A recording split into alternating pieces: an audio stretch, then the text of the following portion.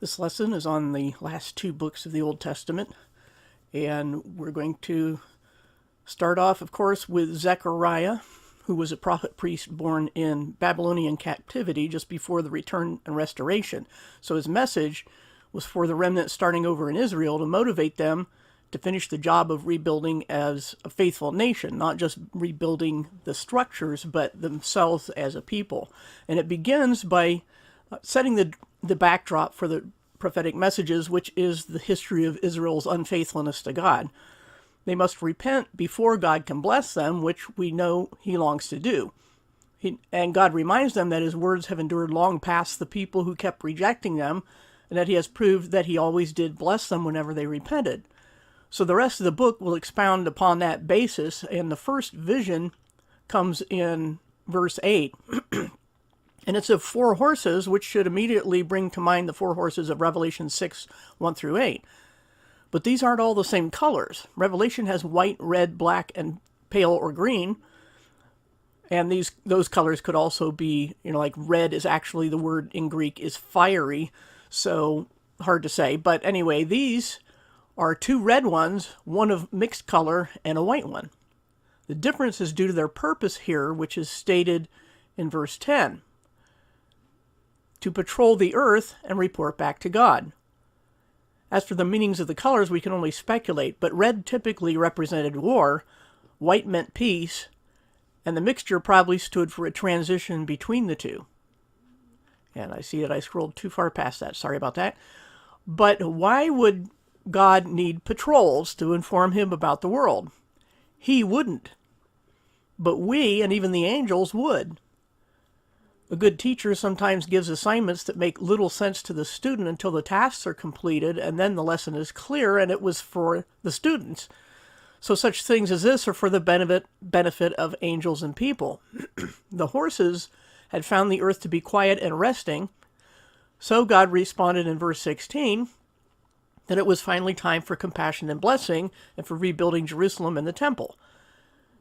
Now in verse 18 is another vision, this time of 4 horns, representing the nations who had been instruments of God's judgment against the people of Israel as a whole. So when I say Israel, I don't just mean the northern kingdom here. Yet another set of 4 is given, this time of blacksmiths, who counter the horns and terrify them in defense of the land of Judah. Then chapter 2 is another vision of a man set to measure Jerusalem as a surveyor would, which represents the first stage of restoration. He was told that the restored city would be much larger and that God himself would be its walls. This, of course, pertains to the millennial kingdom, since it didn't come to pass in the late centuries BC. And we see, starting in verse 6, where God tells the people to run away from their captivity and toward the land of Judea. They're called the apple or pupil, that's what it meant, of God's eye, because they're the center of his attention. And anyone who touches them, even if Israel has deserved it, has touched God himself. Again, this should serve as a warning for anyone, even Christians, who hate and wish to destroy the modern secular nation of Israel, thinking that God couldn't possibly have anything to do with them, as if anyone else can claim moral high ground. And then it's followed by promises of blessing in the rest of the chapter. And then in chapter 3 is a vision of the current high priest standing next to Satan, who met with the angel of the Lord to hurl accusations at the priest. So it's a court setting. But putting aside for now pointless speculation about whether this angel was an actual angel or the pre-incarnate Christ, he calls down God's rebuke on Satan. The priest's filthy appearance likely serves to symbolize the condition of Israel, whom Satan wanted to crush, but God determined to preserve. So his being cleaned up and dressed in fine clothing represents the forgiveness and restoration of the people in the land. And I will try not to sneeze all morning. It's allergy season. Verse 8 is where we see a clear messianic prophecy with the familiar terms servant and branch. Likewise, the stone with 7 eyes symbolizes the Messiah coming in his kingdom, and is he who cleanses the people from their sins. And then in chapter 4 begins a vision of a menorah flanked on either side by olive trees. So the scene presents a light that is continually energized, since the oil of the olives is growing right beside the menorah, which some translations render as simply a lampstand, but the Hebrew word seems to indicate it's this particular kind. But before explaining, more symbols are given, starting in verse 7. And this thing jumped chapters on me again. I hate it when it does that. But Zerubbabel was the leader of the first group to return from exile, and he was in the line of David. The mountain was the looming task of rebuilding, but this leader would conquer and level it. This small beginning was not to be taken lightly, because God was watching over it, as he does the whole world. So then Zechariah asks again about the two trees beside the menorah, and the answer comes in verse 14. They are the two anointed ones who stand beside the Lord of the whole earth. Now, are these the two witnesses of Revelation 11:4, since they're described identically in both passages? The commentary argues for them representing the high priest and governor at that time, but they certainly also have fulfillment in the future. There will be a temple during the tribulation as well, and the two witnesses will remain in Jerusalem. So if we look back to the first fulfillment here, we can know what to expect in the second, and also, as was also the case concerning the abomination of desolation mentioned by the prophet Daniel. So there's a past event that we can all look back on and know what to expect in the future event that matches it. Now, since at the time of this prophecy, the trees represented priest and governor, we should expect the future two witnesses to do the same. Notice also that both here and in Revelation, the grammar indicates a continuing state. That is, these two stand, not have stood or will stand by the Lord. But we don't know if they had always stood there before the world was made, so we still can't rule out Enoch, Elijah, or Moses. So paying attention to the grammar, understand that it was a present continuing condition of these two witnesses or anointed ones, and we don't know if it had always been an eternal one. So those are just things to consider in trying to decide who the two witnesses are. But again, if we were meant to really absolutely know, we'd have a little more to go on. Now, chapter 5 presents another vision, this time a negative one, about a huge flying scroll, not to be confused with a flying squirrel, and its size matched that of the holy place in the temple. And though the angel says it represents a curse flying over the whole world, it can also mean just the land of Israel, the whole land of Israel. And this meaning fits the context, which indicates that it concerns the laws of Moses that Israel had broken because of that size that matches the temple, the holy place. Then the next vision starts in verse 5 and is of a large basket for measuring grain that's being taken away. The angel adds that it's also their eyes throughout the earth, which refers back to the horses with that same task that had to go out and report and come back. But then a lead cover is lifted from the basket to reveal a woman symbolizing wickedness, which again has been used by many supposed Christian teachers over the centuries to paint all women as evil. But as the commentary and other notes points out, it had more to do with the grammatical gender of words than saying something bad about women. And such teachers will not fare well at the judgment, and ironically, they're the ones who belong in that basket. But anyway, the woman is pushed back down, and the lead cover replaced, and then two other women appear, but these are representing servants of God who take evil away, which of course the misogynists ignore. They're portrayed as storks because their task is to carry the large, heavy basket. Storks, we all know I don't want to call it an urban legend, but of the stork bringing babies. They carried things. They could carry heavy weights.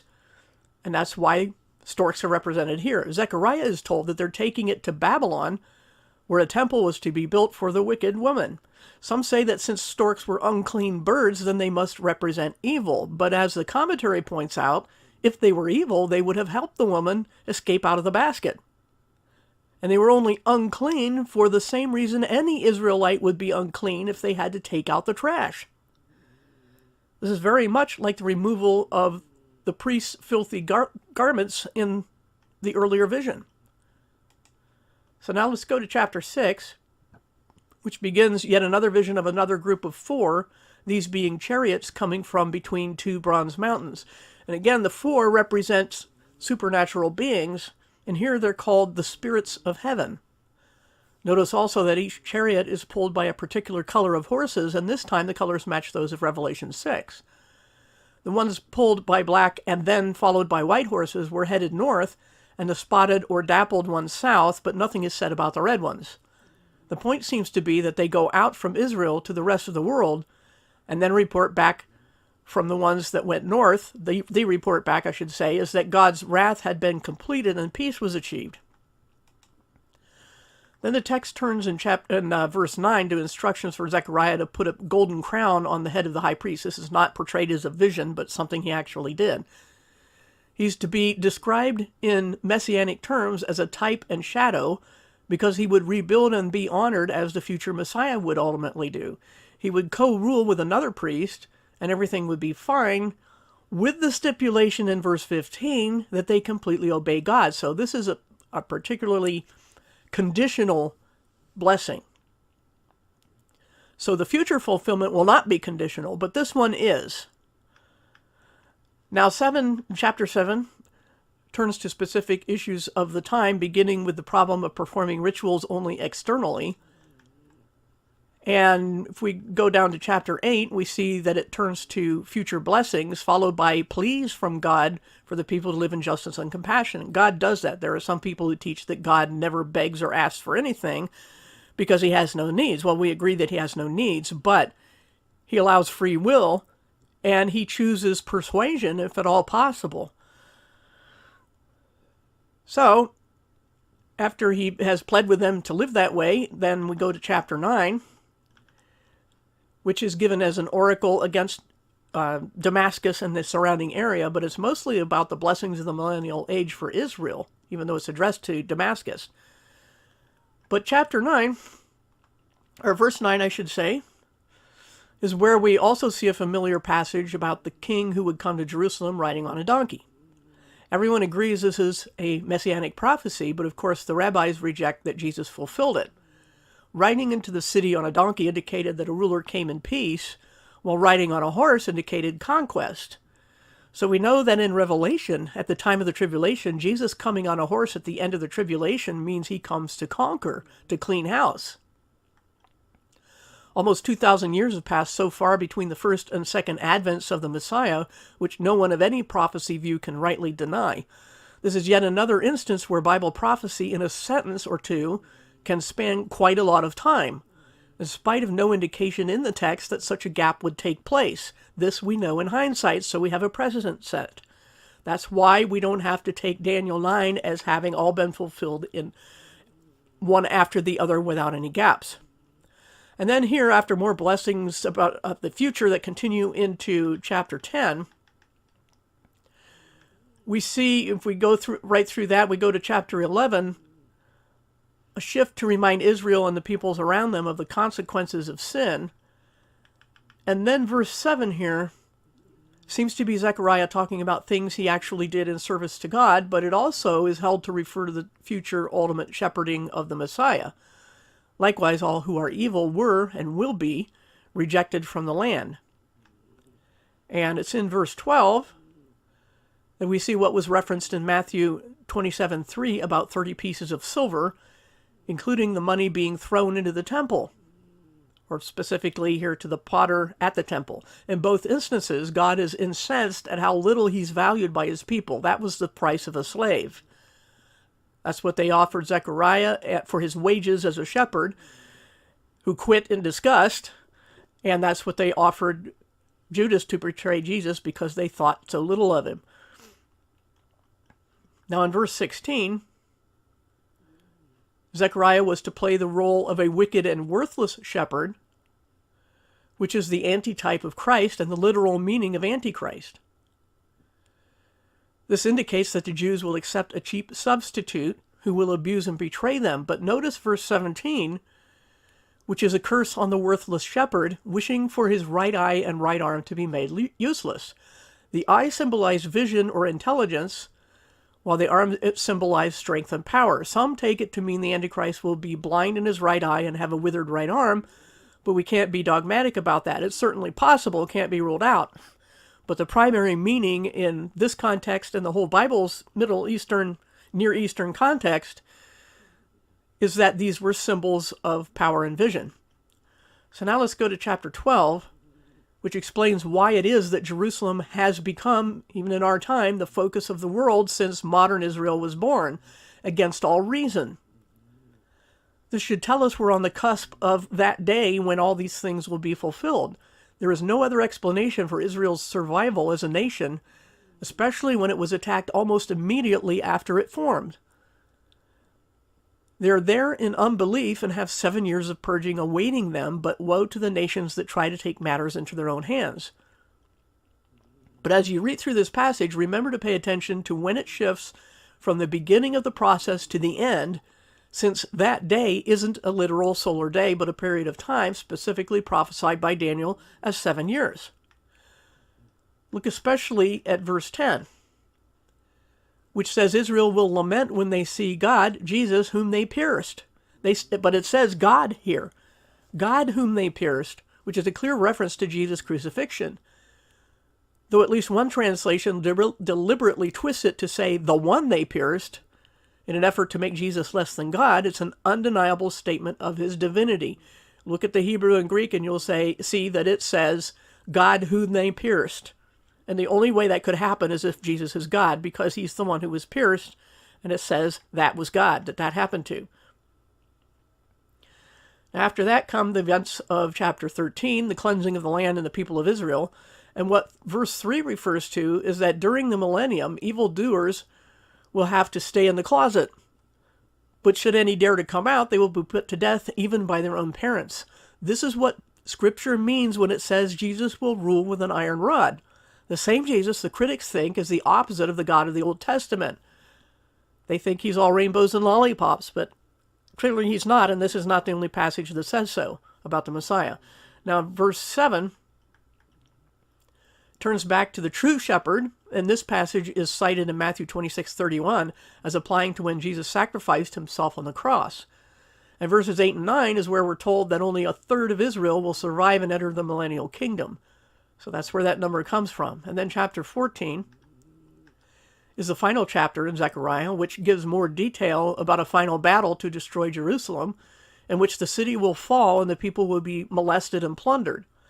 The exile spoken of here may refer to the faithful who see the abomination of desolation and flee to safety for the second half of the tribulation, while those who stay would be the victims of this assault. After that, we see in verse 3, Jesus will return and touch down on the Mount of Olives, which will split in two and create a valley running east and west. Now remember, when Paul talked about Jesus returning in the air, he said nothing about touching down, nothing about a mountain splitting. And these were all things here we're reading in the Old Testament Paul would have known about, and his intended audience would have known about. So unless we make Paul incredibly ignorant and willing to twist the scriptures, he had to be talking about some other event. Anyway, the people fleeing through this new path, this new valley, are Israelites, presumably the ones who have been kept safe to the end of their tribulation. This is the point where Jesus brings all his people from heaven back to earth, and then the luminaries of the sky will apparently something like melt together or congeal in a single day, which takes all the light away until evening, which is a strange time for light to begin again. But there's no mention of any rapture at this point, as I said, and we've read about the waters from the temple in a study of Ezekiel's later chapters, if you recall that. Now, if we go down to verse 9, we see that the millennial kingdom will finally arrive after Jesus' return and the mountain splits and all that, and Jesus will be the only king of earth. The earth will be healed, and the people of Jerusalem will finally have peace. Now, the events described in verses 12 through 15 really look back to verse 3, where Jesus goes into battle. It describes in very graphic detail what will happen to the army that foolishly tries to fight him. So this event is at his return, when the armies of the earth have amassed to try to fight him as he comes down from heaven with all the armies and people, which is foolhardy, but I've seen worse in people. So then it's back to the millennium in verse 16, where there will be swift punishment for any nation that fails to worship God in Jerusalem. Again, that's what it means to rule with a rod of iron, and Jesus will be in charge of all that. Now it's on to Malachi, the final book in the Old Testament. And Malachi seems to have been written after the Babylonian exile, but no one can say exactly how long after. and he was commissioned to warn the returned exiles about their empty rituals and twisted logic. And the book, for most of it, not all of it, but most of it, takes the form of kind of a Q&A where God mocks each question and gives a sharp retort.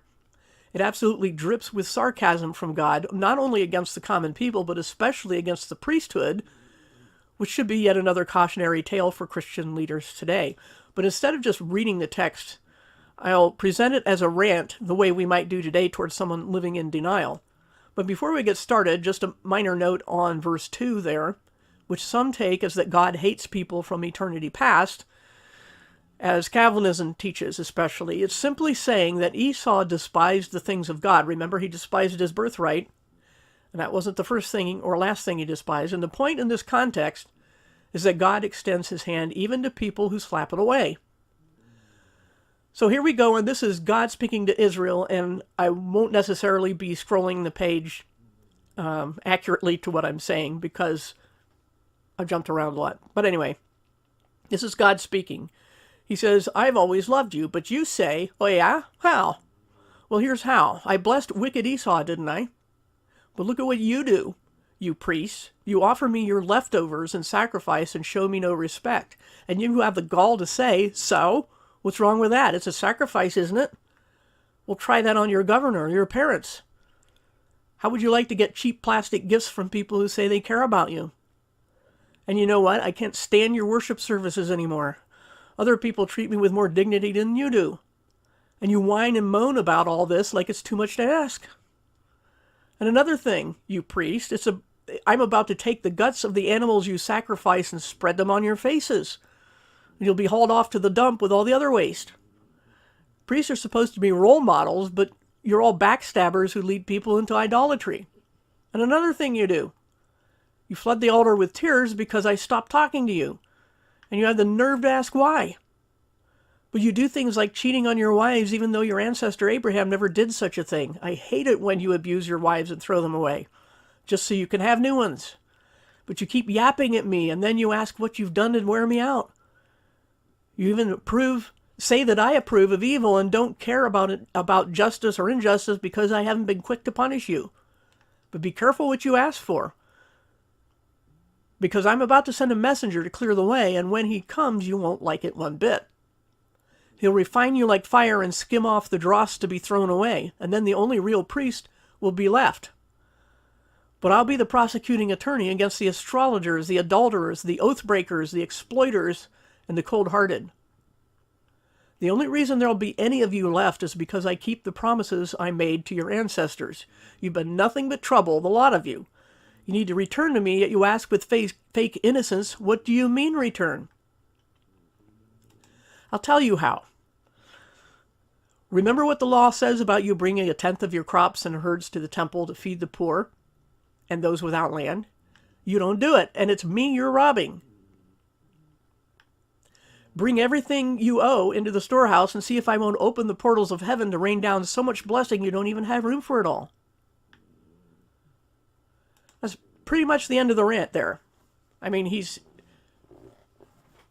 can't make it any clearer how upset he is, how irate he is, with especially the priesthood in Israel at that time. And that's the end of the rant. And now let's, before we finish this off, address the issue of tithing. It was only for Israel under contract via the laws of Moses. It was not on wages, but on profits from the increase of crops and herds. You will never hear a tithing sermon from the New Testament because it can't be done. So they always go back to here in Malachi and base their sermons on that. Totally different context. This context is targeted at Israel and no one else. But we could expound on that on a whole topic of its own, but that point needed to be made here. So now we're actually up to verse 16 here. You can see verse 10 was the tithing part. And verse 16 in chapter 3 is where it says that the few who heeded God's rant formed a sort of community of their own, and God took notice, and he promised that this minority would be greatly honored in the end times when at last there will be an obvious difference between those who are faithful and those who aren't. This is one thing that puzzles a lot of people and causes those of very shallow or non-existent real faith to fall away, because God hasn't performed the way they expected him to, and they expect people who follow God to be living more easy lives than those who don't, but that isn't what this is. That you don't see that now. You didn't even see it necessarily in these times. Remember the Psalms, those laments, and even Ecclesiastes, where it talked about the wicked prospering.